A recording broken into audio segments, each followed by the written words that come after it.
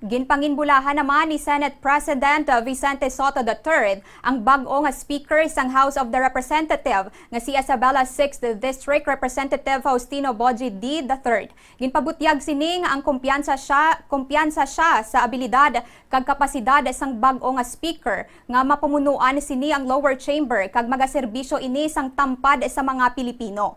Ginpakigbahin man sang Senate President nga ginadayaw niya ang kwalifikasyon ni D sa amo nga posisyon nga suno pa sa iya good choice ini. Dugang pa ni Sotto nga ginahatagan nila sang importansya ang kolaborasyon sa duwa ka kapulungan sang Kongreso kung sa diin dapat nga mangin positibo kag mangin mabinungahon ang pagbinuligay sang Senado kag Kamara.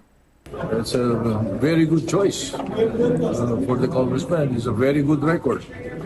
He's been vice mayor, mayor, congressman, governor, vice governor, congressman ulit.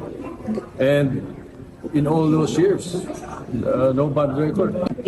I'm sure he's capable and it'll be good for the House. He was my party mate. He's originally NPC from before.